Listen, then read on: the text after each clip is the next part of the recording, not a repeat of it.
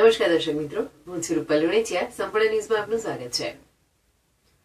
Deesa Dhanera road પર આજે overtake કરવા જતા કાર અને ટ્રક વચ્ચે અકસ્માત સર્જાયા હોવાની ઘટના સામે આવી છે. અકસ્માતમાં કારમાં સવાર 4 લોકો ઇજાગ્રસ્ત થતા સારવાર અર્થે 108 એમ્બ્યુલન્સ વાન મારફતે ડીસા સરકારી હોસ્પિટલમાં ખસેડાયા હતા. ડીસામાં છેલ્લા 15 દિવસથી અકસ્માતોની ઘટનાઓનો સિલસિલો ચાલુ છે, જેમાં આજે વધુ એક અકસ્માત ડીસા ધાનેરા રોડ પર સર્જાયો હતો. કારમાં સવાર 4 લોકો ડીસામાંથી ધાનેરા તરફ જઈ રહ્યા હતા. ત્યારે તેઓ ટેટોડા ગામ પાસેથી પસાર થઈ રહ્યા હતા. તે સમયે આગળ જઈ રહેલી ગાડીની ઓવરટેક કરવા જતા સામેથી આવી રહેલી ટ્રક અને કાર વચ્ચે અકસ્માત સર્જાયો હતો.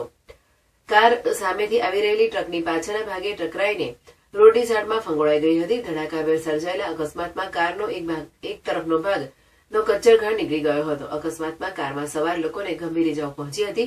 બનાવને પગલે આજુબાજુમાં લોકો અને 108 એમ્બ્યુલન્સ વાનની ટીમ તરત જ ઘટના સ્થળે પહોંચ્યા હતા અને ઇજાગ્રસ્ત 4 લોકોને સારવાર માટે ડીસાની સરકારી હોસ્પિટલમાં ખસેડ્યા હતા. આ બનાવની જાણ થતાં જ ડીસા તાલુકા પોલીસ પણ અકસ્માત સ્થળે પહોંચી આગળની કાર્યવાહી હાથ ધરી હતી.